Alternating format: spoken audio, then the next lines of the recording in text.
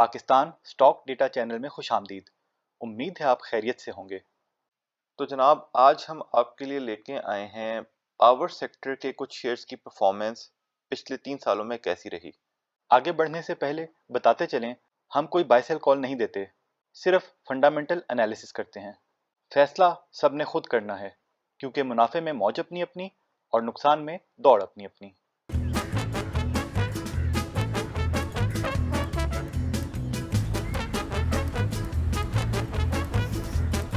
तुम लोग फिर आ गए यार। गन क्यों फैला रहे हैं यहाँ पे? अबे यहाँ नहीं फैलाएगा तो और कहाँ फैलाएगा? डस्टबिन में फेंके ना। अब 3 साल पहले हमने ये पावर सेक्टर के शेयर्स लेने के बारे में कोई असेसमेंट नहीं की थी, क्योंकि 3 साल पहले तो वो टाइम था जब हमने आहिस्ता आहिस्ता मार्केट में थोड़े थोड़े पैसे लगाने शुरू किए थे। और उस टाइम पे हम तो यही यूट्यूबर्स जो हैं और ब्रोकर्स हैं उन्हीं के पीछे लग के जैसे शेयर्स में वो सजेस्ट करते थे उन्हीं में थोड़ा बहुत हमने करना शुरू किया था। कुछ अपनी अकल से भी इस्तेमाल किया था, लेकिन ज्यादा उनके पीछे चलना शुरू कर दिया था, क्योंकि उस टाइम पे अच्छे शेयर्स नहीं चल रहे थे और फजूल शेयर्स चल रहे थे जो टेक्निकल्स की बेसिस पे सिर्फ चलते हैं।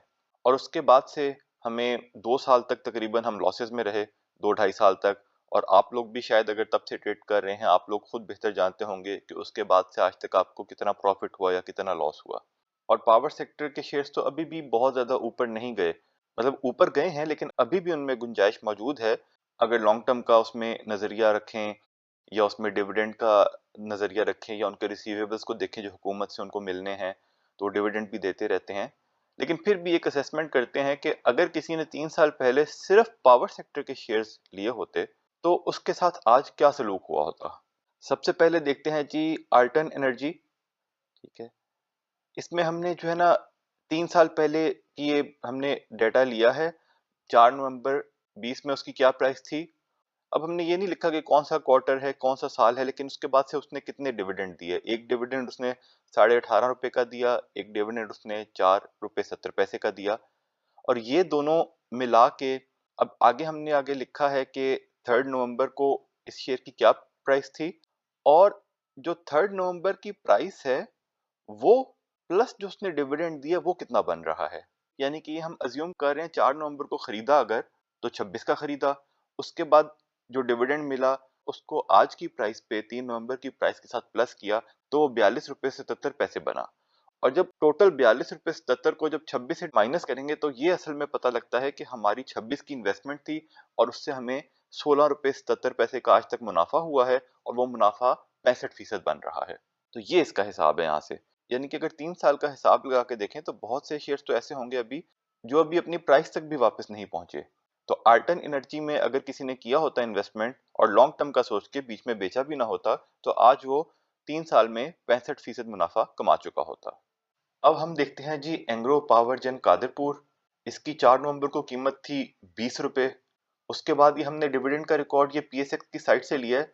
अब एक एक डिविडेंड को हम रिपीट नहीं करते, कहीं ना कहीं कोई लिखने में गलती हो सकती है, तो आप एक दफा बेशक इसको, अगर आप इस वर्किंग को वैलिडेट करना चाहें तो आप इसको एक दफा चेक कर लें कि कहीं पे गलती तो नहीं है। और अगर गलती हुई भी तो 1-2 रुपए के डिविडेंड की होगी इंशाल्लाह, उससे ज्यादा गलती नहीं होनी चाहिए।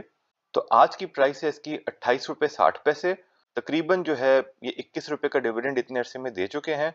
और उस प्राइस को 49.35 को जब हम 19.99 से माइनस करें तो प्रॉफिट हमें तकरीबन 29 रुपए का हो चुका है, जो कि टोटल 147% है। हब पावर को देखें तो आज की इसकी प्राइस है 103 रुपए। ये इतने अरसे में तकरीबन 54 रुपए का डिविडेंड दे चुके हैं, और 157.16 जो आज की प्राइस प्लस डिविडेंड बना, उसको 4 नवंबर की प्राइस 80.37 से माइनस करें तो 76 रुपए का ये हमें प्रॉफिट हो गया। और वो प्रॉफिट तकरीबन 100%, 96% है, तकरीबन 100 ही समझ लें, इतना 3 साल में हो चुका है। कोहिनूर एनर्जी इसी तरह, इसकी आज की प्राइस और डिविडेंड मिला के 70 रुपए बन रहे हैं, और 4 नवंबर की प्राइस से माइनस किया तो 35 रुपए का प्रॉफिट है। 103% मुनाफा हमें नहीं, उस शख्स को हुआ होता जिसने इसमें अगर इन्वेस्ट किया होता। कोट अद्दू, इसकी आज की प्राइस है 23 रुपए। तकरीबन इतने अरसे में 26 रुपए का डिविडेंड दिया, 21 रुपए का मुनाफा हो चुका है जो है 73%।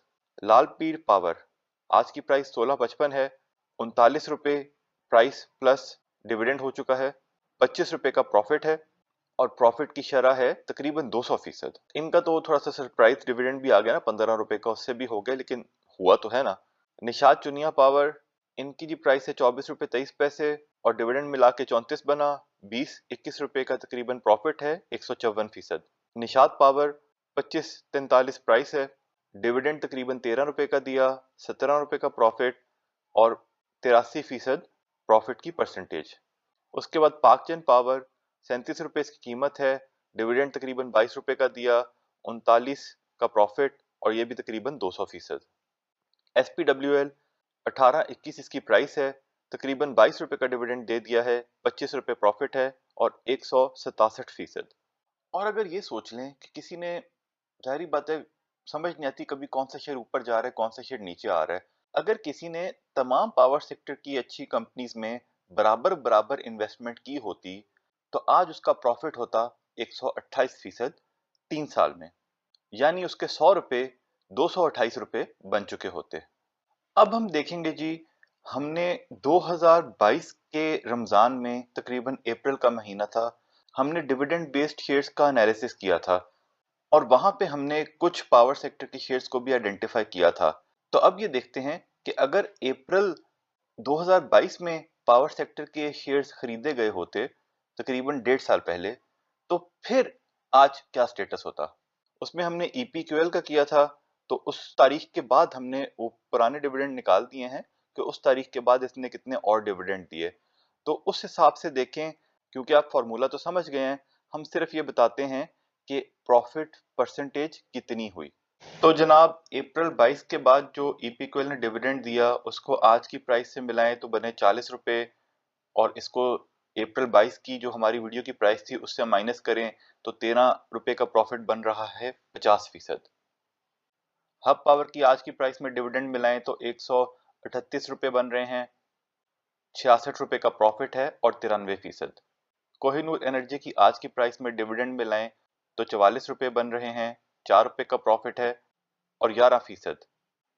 कोट अद्दू की आज की प्राइस में अप्रैल 22 के बाद का डिविडेंड मिलाएं तो बनते हैं 36 रुपए, 6 रुपए का डिविडेंड 20%। निषाद पावर की प्राइस में डिविडेंड मिलाएं तो 35 रुपए बनते हैं, 17 रुपए का प्रॉफिट, 94%। सैफ पावर की प्राइस में डिविडेंड मिलाएं तो बनते हैं 29.5 रुपए, 7 रुपए का प्रॉफिट, 31%। तो जी अप्रैल 2022 में हमने इतनी ही पावर सेक्टर की कंपनीज का एनालिसिस किया था और अगर उस वक्त हमने इन तमाम कंपनीज में बराबर बराबर इन्वेस्टमेंट की होती तो हमारा 1.5 साल बाद प्रॉफिट बनता 50%। देखिए हमने डाइवर्सिफाई करना होता है और ज़रूरी नहीं कि हर कंपनी जिसका हम एनालिसिस करें उसमें हम इन्वेस्ट भी करें। तो हमने ये 50% नहीं कमाए, हम सिर्फ ये वैसे इस वक्त एनालिसिस करके देख रहे हैं पावर सेक्टर के पोटेंशियल को आइडेंटिफाई करने के लिए कि पास्ट में कैसा परफॉर्म किया और क्या आगे भी ऐसा कर सकता है कि नहीं। तो सिर्फ इस चीज़ को असेस करने के लिए हम इसको देख रहे हैं। फिर हमने 2023 की डिविडेंड सीरीज भी बनाई इस साल अप्रैल में और वहां पे तकरीबन तमाम पावर सेक्टर की कंपनीज कवर्ड थी, क्योंकि ग्रेजुअली हमें आइडेंटिफाई हुआ कि सारी ही अच्छी हैं, डिविडेंड दे सकती हैं। तो EPQL की आज की प्राइस में अप्रैल 2023 के बाद का डिविडेंड मिलाएं तो 32 रुपए बन रहे हैं, 8 रुपए का डिविडेंड और 33% तकरीबन 6 महीने में। हब पावर आज की प्राइस में डिविडेंड मिलाएं तो 117 को अप्रैल 23 की प्राइस से माइनस करें तो 50 रुपए का प्रॉफिट, 75%। कोहिनूर एनर्जी की प्राइस में डिविडेंड मिलाएं तो 40 रुपए, 7 रुपए का डिविडेंड, 24%। कोट अद्दू की आज की प्राइस में अप्रैल के बाद का डिविडेंड मिलाएं तो टोटल बने 28 रुपए, 4 रुपए का प्रॉफिट, 18%। निषाद पावर की यही वर्किंग करें तो 10 रुपए का प्रॉफिट, 57%। सैफ पावर का करें तो उसकी प्राइस बराबर ही है। अच्छा पहले इन शेयर्स का स्टेटस देखते हैं। तो इन सब की अगर हम एवरेज करें तो बनता है 34%, यानी कि 1.5 साल में इनकी एवरेज बन रही थी 50%, लेकिन सिर्फ पिछले 6 महीने में बनी है 34%। तो ये 6 महीने आप सब जानते हैं कि स्टॉक मार्केट वैसे ही थोड़ी बूम में रही। अब बाकी कंपनीज को देखते हैं।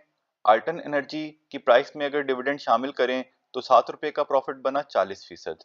लाल पीर की प्राइस में शामिल करें तो 15 रुपए का प्रॉफिट बना 100%। निषाद चुनिया पावर की प्राइस में डिविडेंड तो कोई दिया नहीं, लेकिन फिर भी उसकी प्राइस पहले बहुत कम थी उस वक्त और उस टाइम पे हम उसको काफी ज्यादा रिकमेंड कर रहे थे। तकरीबन 10 रुपए का प्रॉफिट हुआ, 68%। पाकचंद पावर का 22 रुपए का प्रॉफिट हुआ, 73%, और इन 4 शेयर्स की 6 महीने की एवरेज बनी 69%। अब सवाल ये आता है कि पिछले 3 साल में जो इन शेयर्स ने इतनी अच्छी परफॉर्मेंस दी है, तो क्या आगे कंटिन्यू कर सकते हैं या नहीं? देखिए, इन परफॉर्मेंसेस के इतने अच्छे होने में एक चीज ये थी कि कुछ बहुत पुराने 10 साल पुराने रिसीवेबल्स हुकूमत के साथ सेटलमेंट हुई और वो इनको मिले। उसके बाद खास तौर पे बहुत सी कंपनियों ने एक्स्ट्रा डिविडेंड्स दिए। हमें लगता है कि कोट अद्दू के अलावा तमाम कंपनीज ने एक्स्ट्रा डिविडेंड दिए। सिर्फ कोट अद्दू एक वाहिद कंपनी है जिसने वो पैसे अपने पास रिटेन किए हुए हैं और उसके ऊपर बैठे हुए हैं। मतलब डिविडेंड तो दे रहे हैं, लेकिन कोई वो बड़ा डिविडेंड उन्होंने नहीं दिया जो तमाम बाकी कंपनीज ने दिया। तो एक तो ये वजह थी पिछले 3 सालों में कि ये प्रॉफिट परसेंटेज इतनी ज्यादा ऊपर चली गई। लेकिन एक इंपॉर्टेंट एस्पेक्ट ये है जो हम अपनी वीडियो में बना के बता चुके हैं कि इन तमाम कंपनीज के काफी सारे रिसीवेबल्स अभी भी हुकूमत ने देने हैं, और वो सर्कुलर डेट को कम करने के लिए आहिस्ता आहिस्ता वो देते भी रहेंगे, यही उम्मीद की जा रही है। उस हिसाब से एक अंदाजा लगाया जा सकता है कि अगले 3 सालों में ये तमाम शेयर्स जो हैं मिला के तकरीबन जो है 60 से लेके 100% तक प्रॉफिट दे सकते हैं। उससे ज्यादा भी हो सकता है, होने को तो कम भी हो सकता है, लेकिन हमें उम्मीद नहीं है। लेकिन सिर्फ एक मसला थोड़ा सा ये है कि कुछ शेयर्स की कीमत पिछले कुछ अर्से में बहुत ज्यादा हो गई है। तो अगर आपको कोई शेयर्स सिलेक्ट करने हैं तो थोड़ा केयरफुली करने हैं कि जो ज्यादा ऊपर चले गए हैं उनमें अवॉइड करें, या अगर कोई आप में से इरादा रखता है कि थोड़े थोड़े पैसे तमाम शेयर्स में लगा दें, खसूसन हमारी पावर सेक्टर अपडेट वीडियो देखने के बाद कि उसमें क्या हिसाब किताब है, तो आप ये भी कर सकते हैं कि जरूरी नहीं कि तमाम में बराबर बराबर लगाएं। कुछ में आप कम कर सकते हैं, कुछ में आप ज्यादा कर सकते हैं। लेकिन ये भी रिकमेंडेड नहीं होता कि आप अपनी सारी की सारी इन्वेस्टमेंट सिर्फ पावर सेक्टर में लगा दें। कोई मसला भी आ सकता है किसी सेक्टर में, कोई न्यूज ऐसी आ जाए जिससे पूरा सेक्टर प्रेशर में आ जाए, तो जितने भी पैसे आप पावर सेक्टर में लगाना चाहें उसको आप डिस्ट्रीब्यूट कर दें। आप इनमें से कोई कंपनी सिलेक्ट भी कर सकते हैं और आप सब में थोड़ा थोड़ा करके अगर लगाना चाहें तो लगा सकते हैं। लेकिन बज़ाहिर ऐसा ही लग रहा है कि पावर सेक्टर की कंपनी से अगले 3 सालों में मिला के भी एक मुनासिब पैसा मिल सकता है। अब ये फैसला आपने करना है कि क्या आपको करेक्शन का वेट करना है और फिर इसमें इन्वेस्ट करना है, या आपको अभी करना है, या आप थोड़ा अभी कर लें थोड़ा बाद में कर सकते हैं। उसकी वजह सिर्फ ये देख लें कि हब पावर में हम करेक्शन का वेट ही करते रह गए, लेकिन वो इतना ऊपर निकल गया है तो उसमें तो हम इन्वेस्ट नहीं कर सके। बाकी जिस जिस कंपनी में हमने इन्वेस्ट करना था वो हमने अभी भी किया हुआ है, और हम उसको शफल भी करते रहते हैं। यानी कि एक शेयर अगर 10-20% अगर ऊपर निकल जाता है तो कई दफा हम उसके बेच के वो पैसे दूसरे शेयर में डाल लेते हैं जो अभी ऊपर नहीं गया। तो वो तो स्ट्रेटजीज आपकी अपनी है, लेकिन फैसला आपने खुद करना है। कहने का मकसद ये है कि पावर सेक्टर के शेयर्स की 3 साल की परफॉर्मेंस बहुत आउटस्टैंडिंग रही, और आगे आहिस्ता आहिस्ता कुछ कंपनीज के लाइसेंसेस खत्म भी हो रहे हैं, लेकिन फिर भी वो रिसीवेबल्स जो हैं वो कभी ना कभी हुकूमत से मिलेंगे, और वो मिलेंगे तो ये डिविडेंड देंगे। तो परफॉर्मेंस में बेहतरी की उम्मीद अभी भी बाकी है, और अगले 3 सालों में ये आपको मुनासिब प्रॉफिट कमा के दे सकते हैं। तो ये था जी आज का एनालिसिस। ये सारा डेटा हमने PSX की साइट से लिया। आप खुद वैलिडेट करें, फिर अपना फैसला करें। याद दहानी करवा दें कि बाय सेल कॉल नहीं थी, वजह पहले बता चुके। तज्जिया पसंद आया तो शेयर, लाइक, सब्सक्राइब करें, बेल आइकॉन पे क्लिक करें। खुश रहें और अपने अमल पे तवज्जो दें। अल्लाह के हवाले।